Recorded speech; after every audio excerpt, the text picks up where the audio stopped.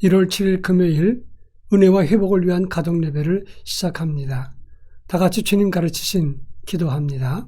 하늘에 계신 우리 아버지, 아버지의 이름을 거룩하게 하시며 아버지의 나라가 오게 하시며 아버지의 뜻이 하늘에서와 같이 땅에서도 이루어지게 하소서.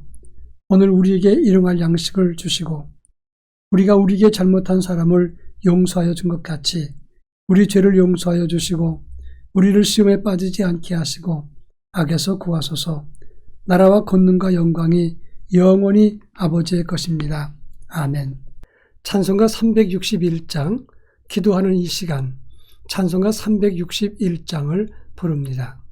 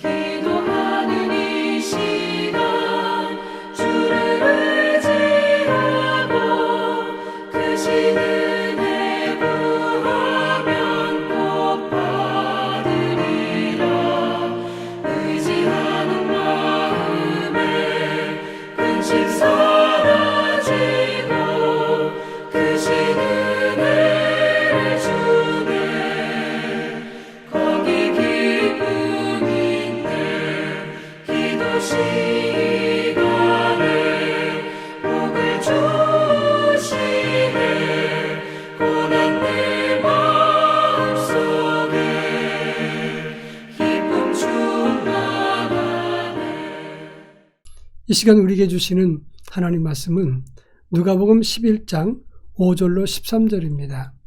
누가복음 11장 5절로 13절 말씀을 한 절씩 교독합니다. 제가 전체를 읽겠습니다.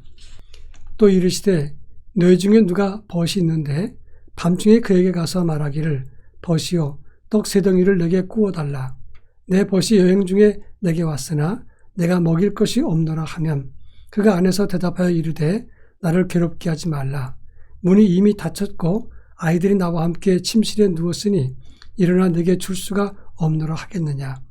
내가 너에게 말하노니 비록 벗됨으로 인하여는 일어나서 주지 아니할지라도 그 간청함을 인하여 일어나 그 요구대로 주리라.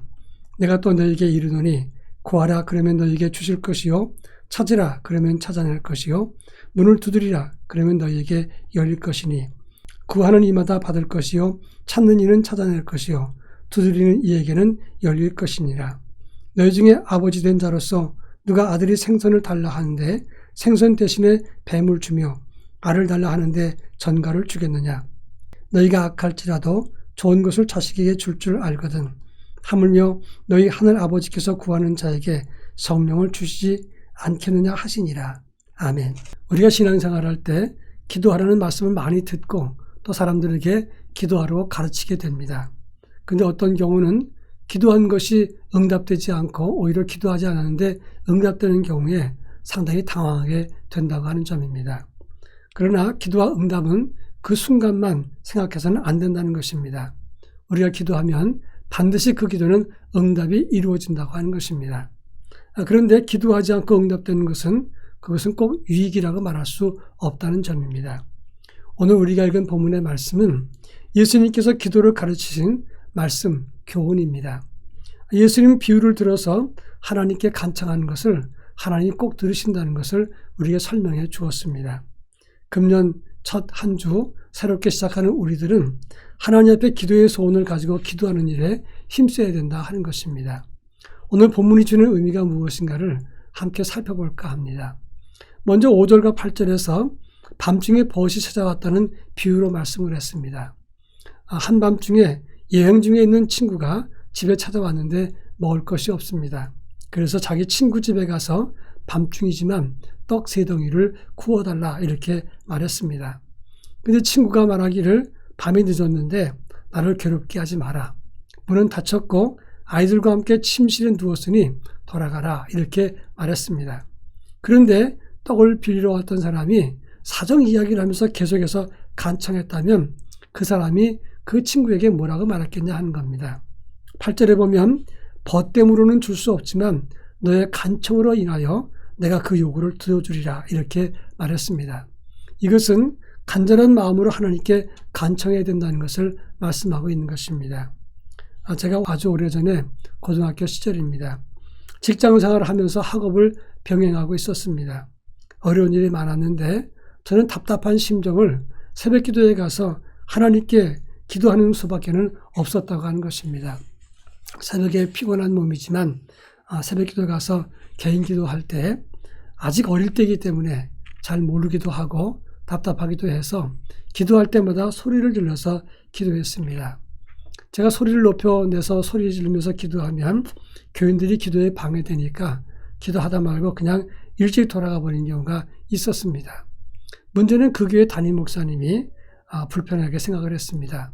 그렇지만 젊은 아이가 열심히 기도하는데 막을 수도 없고 그런데 그분이 하나님께 이렇게 기도하는 소리를 들었습니다.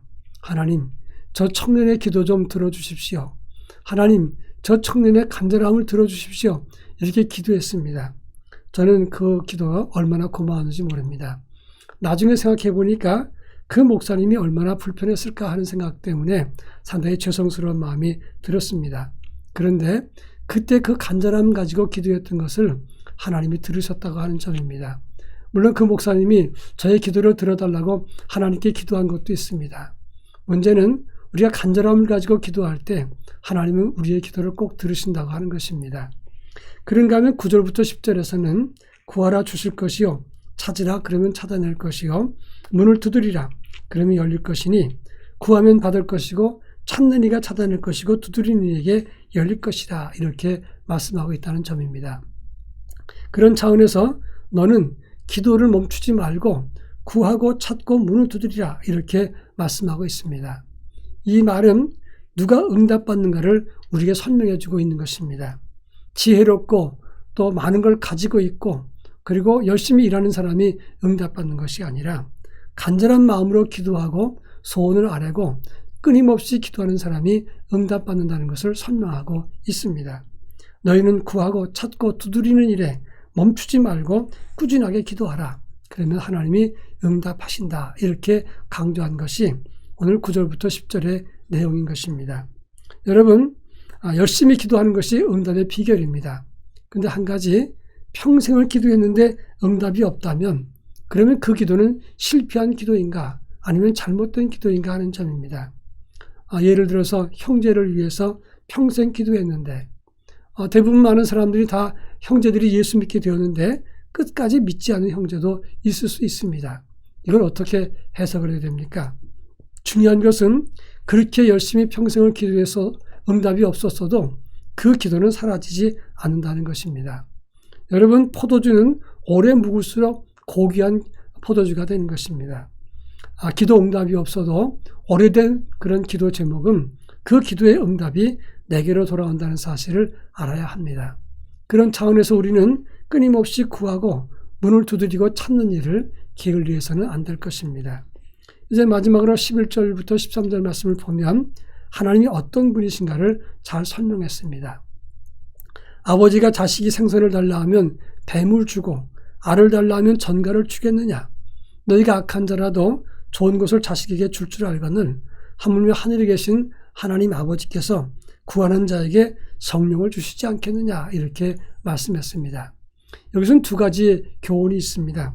첫째는 세상 아버지도 좋은 것을 줄 줄 알면 하늘 아버지께서는 더 좋은 것으로 주신다. 그렇게 말씀하고 있는 것이고, 또 한 가지 응답을 주신다고 했는데 그런데 구하는 자에게 성령을 주지 않겠느냐 이렇게 말씀했다는 것입니다. 유사한 본문이 마태복음 7장 11절에 보면 좋은 것으로 준다 이렇게 말씀했습니다. 그런데 오늘 본문에서는 좋은 것이 아니라 성령을 주지 않겠느냐 이렇게 말씀했다는 것입니다. 왜 차이가 있는 것입니까?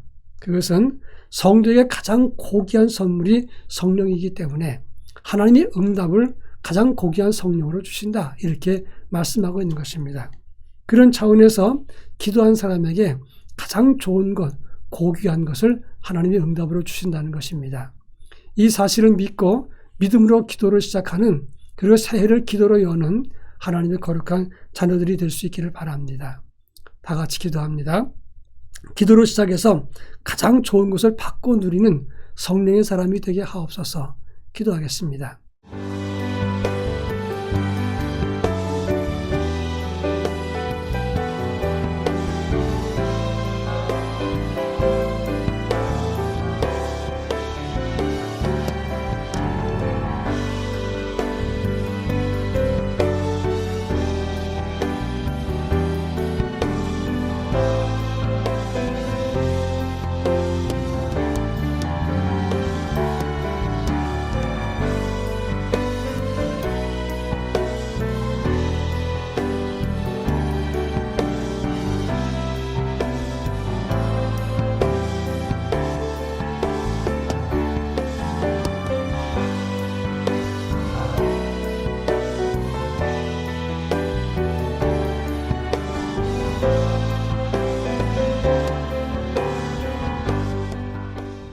사랑 많으신 하나님 아버지, 금년 한 해도 새롭게 출발했습니다.